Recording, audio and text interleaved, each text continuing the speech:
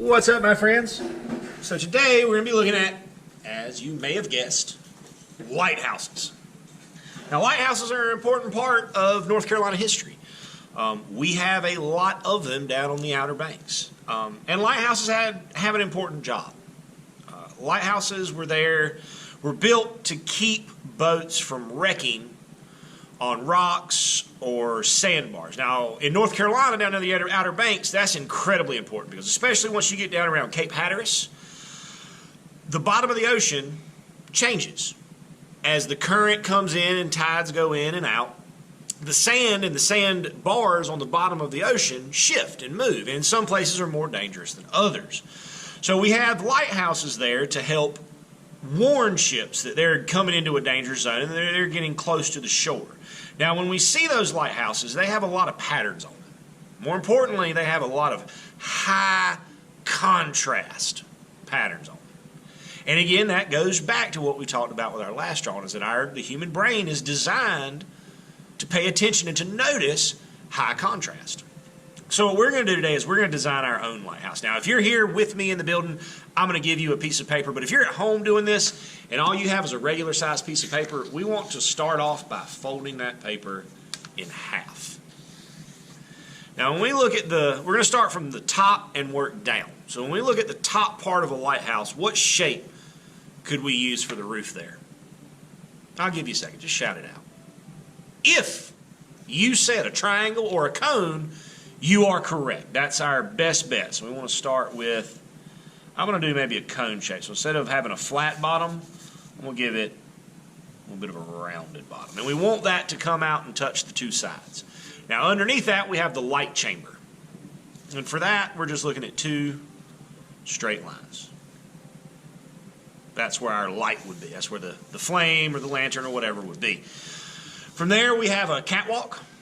Now for this we use a trapezoid. So a trapezoid is two parallel lines where the bottom one is longer and then we have slanted sides. Now we want to use this shape, but we want to use it this way.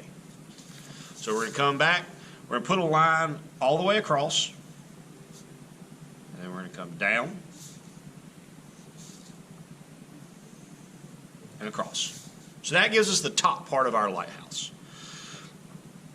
But we still need the tower because if that light's not up in the air, no one's going to be able to see it. So we want to come from about here, and we want to draw this line straight down to the corner so that it is wider at the bottom than it is at the top. Now here, we're going to go back and you can use those patterns that we were looking at last time. I'll throw those up at the end of this. Or you can make up your own pattern. I think I'm going to make up my own. Once we get that pattern laid out, those lines drawn out, we do want to give it an outline. You can use a black crayon, color pencil marker, whatever you've got handy. Just please remember, don't use an expo marker. Don't use a dry erase marker because it'll smear if you touch it.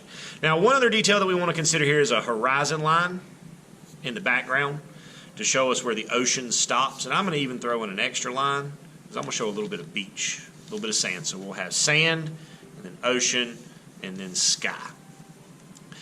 Now from here with our color, a couple things we want to consider are color, contrast, and value. So we're going to use, in the last drawing we did, we used just black and white to create contrast. Here we're going to use color to create contrast, and specifically we're going to use complementary pairs to create that contrast. So if we look at a color wheel like I have here, handy dandy, complementary colors are straight across from each other. So green is straight across from red. They're complements. Red to green. Blue and orange are straight across from each other. They are complements. Blue, orange. And then lastly we have yellow, purple, which are across from each other and are complements. Complementary colors, complementary pairs, when we put them next to each other, will create contrast in a similar way to just using black and white. They will make each other stand out more on the page. And then value, we want to make sure that we show light, mid, and dark tones for each of these things. So I'm going to use, say, blue and orange. And what I want to do here is when I go to do this pattern, I want to start off coloring it lightly. And then I want to come and get a little bit darker. That's my mid-tone. And then I want to go full on as dark as I can get. And again, and I'm not going to make us walk through all of this, but I will be speeding the camera up so you can see the finished product. I just wanted you to see me creating these values in real time. Notice that it's three separate layers. Not layers. That's not a word. We fill it with the light. We come in about halfway across with the mid-tone, and then we put our dark value on that back edge. So I'm going to go ahead and speed this up so we can see the finished product, and we'll come back in a few minutes.